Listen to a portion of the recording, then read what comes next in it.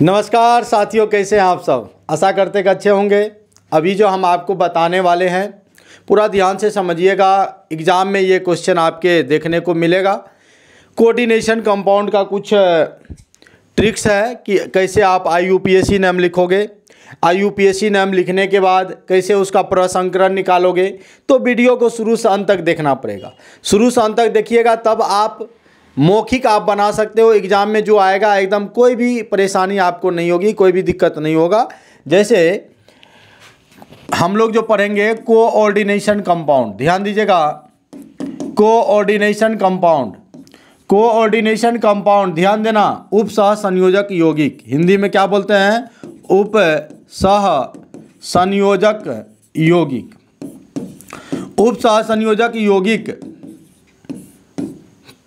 को कैसे पहचानिएगा? तो याद रखिएगा, जिस भी यौगिक में बिग ब्रैकेट लगा हुआ रहेगा, है ना, इस तरह का ब्रैकेट लगा हुआ रहेगा। जैसे एक एग्जांपल ले लेते हैं, K4FeCN का होल 6 और ऐसे बिग ब्रैकेट लगा हुआ रहेगा। अगर इस तरह का बिग ब्रैकेट लगा हुआ रहेगा तो समझ जाना उप सह संयोजक यौगिक है या जटिल यौगिक है। इसी को कॉम्प्लेक्स कंपाउंड भी कहते हैं। और इसमें अभी हम 3 तरह के एग्जाम्पल आपको दे रहे हैं। एक आपका ये है, देखो NiCO का, वो बना लीजिए, CO का होल 4 और ऐसे ब्रैकेट एकदम बंद है। ये भी आपका उप सह संयोजक यौगिक हुआ। एक और हम आपको एग्जाम्पल लेते हैं, PTNS3 का होल 6 और Cl3। तीनों उप सह संयोजक यौगिक है, लेकिन तीनों अलग अलग है। कैसे अलग अलग है? तो देखिए, यहाँ पर आपको ये लेफ्ट काउंटर कहते हैं इसको।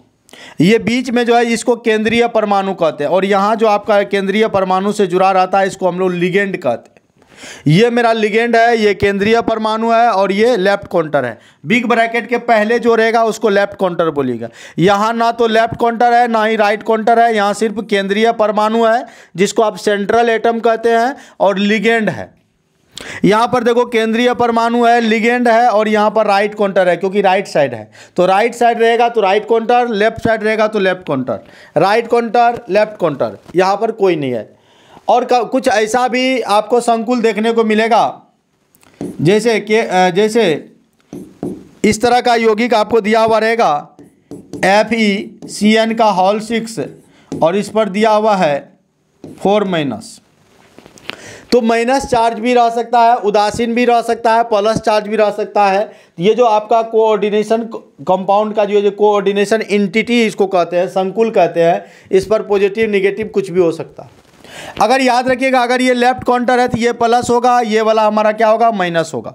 जब ये प्लस होगा ये माइनस होगा तो इसके नाम के अंत में एट लगेगा, यहाँ पर फेरेट नाम हो जाएगा। ये प्लस होगा, ये माइनस होगा, तो ये जो आप बिग ब्रैकेट देख रहे हो, बिग ब्रैकेट पर केंद्रीय परमाणु का नाम यहाँ सेम रह जाएगा। प्लेटिनम है तो प्लेटिनम में हो जाएगा। याद रखिएगा, बिग ब्रैकेट पर अगर प्लस चार्ज है या उदासीन है, यानी कोई चार्ज नहीं है, तो उसका नाम सेम रहेगा। जैसे यहाँ पर निकेल है तो निकेले हो जाएगा। अगर यहाँ पर देखो भैया, यहाँ पर बिग ब्रैकेट पर कौन चार्ज है भैया? माइनस चार्ज है। तो अगर माइनस चार्ज रहेगा तो नाम के अंत में क्या लग जाएगा? एट लग जाएगा। सिर्फ प्लस वाला केस में या उदासीन वाला केस में केंद्रीय परमाणु का जो का त्यों नाम होगा, मतलब जस का तस। जैसे प्लेटिनम है तो प्लेटिनम नाम, निकेल है तो निकेल। लेकिन यहाँ पर माइनस चार्ज हुआ, इसके कारण इसके नाम के अंत में एट लगेगा, तो यहाँ पर फेरेट हो जाएगा, यहाँ पर भी नाम फेरेट होगा क्योंकि ये माइनस चार्ज है। तो ये रहा केंद्रीय परमाणु का नाम। तो अभी तक आपने क्या सीखा? देखो भैया, मन से पढ़ो, कहते हैं ना, आजकल देखते होंगे अभी नौकरी का इतना, सरकारी नौकरी का इतना जो है, BPSC जो है जॉब का इतना ज़्यादा जुनून चढ़ा है। तो कहते हैं आजकल आवारा घूमने वाले लड़के दिन रात पढ़ने लगा। और कैसे हार मान लूँ यारो, कैसे हार मान लूँ यारो, मेरा बापू मेरे जीतने का इंतज़ार कर रहा है। इसलिए चलिए इसका नाम कैसे लिखेंगे, इसका नामांकन कैसे होगा? तो नामांकन लिखने के लिए आपको रूल बताते हैं। इस रूल को आप फॉलो करेंगे तो आप इसका IUPAC नाम आराम से निकालेंगे। शुरू करें। तो देखिए रूल क्या है। सबसे पहले आपको लेफ्ट काउंटर का नाम लिखना। कौन काउंटर? लेफ्ट काउंटर का। तो लेफ्ट काउंटर का नाम जैसे लिखिएगा, फिर आप आ जाइएगा लिगेंड पर, तब लिगेंड का नाम लिखना होगा, लिगेंड का नाम। और जब लिगेंड का नाम लिख लीजिएगा तब आपको सेंट्रल एटम यानी केंद्रीय परमाणु का नाम, केंद्रीय परमाणु इंग्लिश में कहते हैं सेंट्रल एटम का नाम लिखिएगा।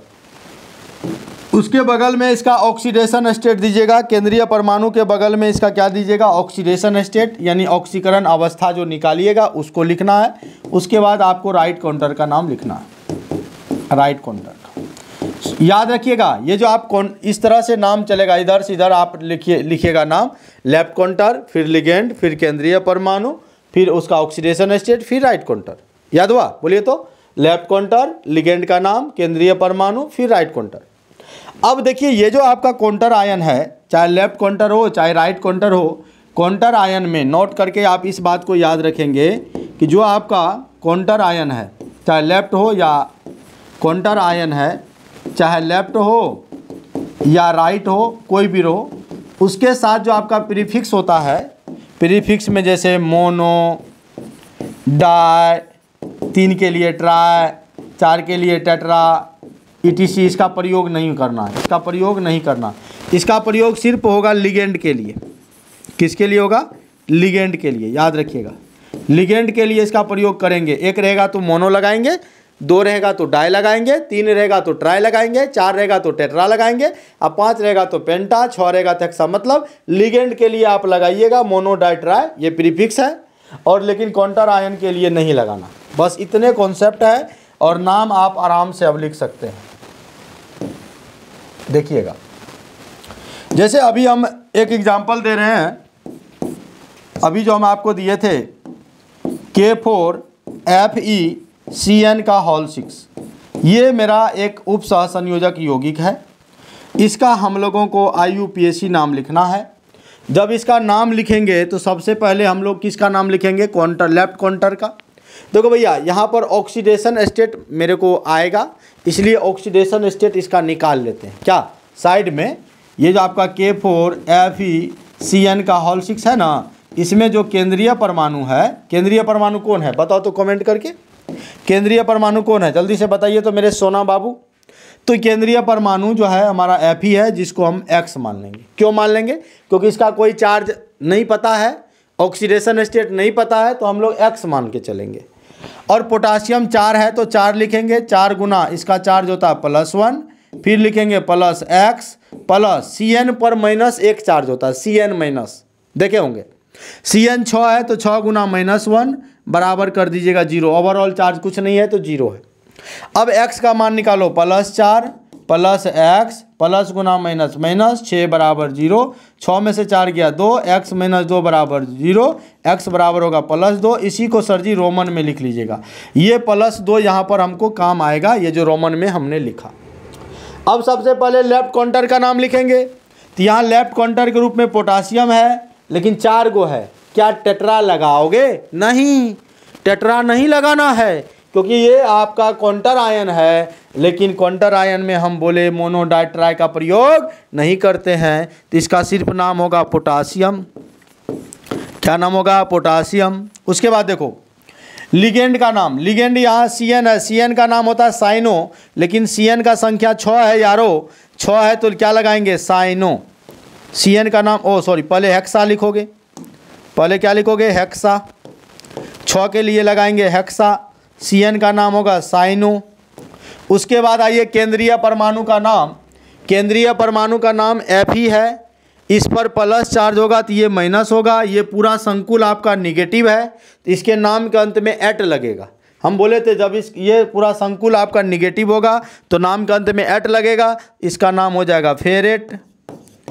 ठीक है। उसके बाद ऑक्सीडेशन स्टेट इसका कितना निकला था? 2, रोमन में 2 लिख दिया ब्रैकेट में। और राइट काउंटर तो है, ये नहीं है, राइट काउंटर नहीं है, तो इसका नाम हो गया पोटासियम हेक्सासाइनोफेरेट 2, पोटासियम हेक्सासाइनोफेरेट 2। एक और एग्जाम्पल लेते हैं, तब आपको क्लियर होगा। ले भाई, इसको मिटाता हूं और यहीं पर हम एक लेते हैं एग्जाम्पल, ध्यान दीजिएगा। यहाँ पर एक एग्जाम्पल और ले लेते हैं ताकि आपको समझ में आएगा। ये है हमारा PTNS3 का होल 6 और यहाँ है Cl3।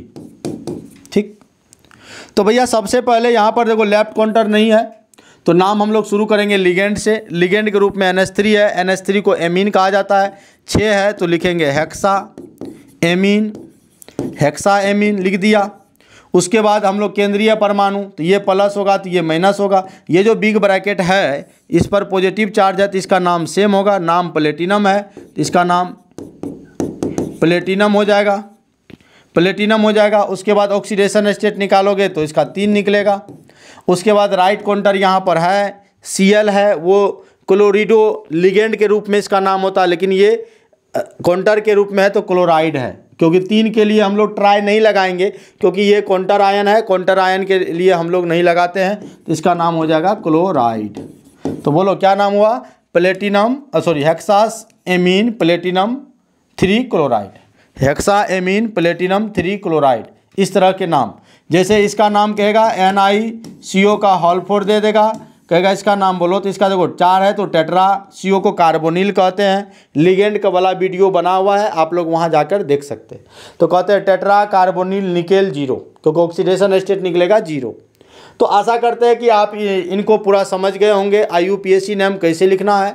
चूँकि वीडियो लंबा ना हो इसलिए हम क्या करेंगे, इसका प्रसंस्करण वाला वीडियो बहुत जल्द आप लोगों के लिए आएगा। तो इसको लार प्यार दुलार इस वीडियो को आप लोग देना। अच्छा लगे तो अच्छा कमेंट करना, ख़राब लगे तो ख़राब कमेंट करना। और किसी भी टॉपिक पर अगर आपको वीडियो चाहिए तो वो आपको मिलेगा, बस कमेंट मुझे कर देना कि सर इस टॉपिक का वीडियो बना दो, ये टॉपिक मेरा कमज़ोर है, तो हम आपको बना देंगे। ठीक है, तो चलिए मिलते हैं। जो लोग नए हैं चैनल को सब्सक्राइब कर लीजिएगा, नोटिफिकेशन ऑन कर लीजिएगा ताकि मैं जो वीडियो डालूंगा आपको समझ में आए। Thank you for watching. जय हिंद।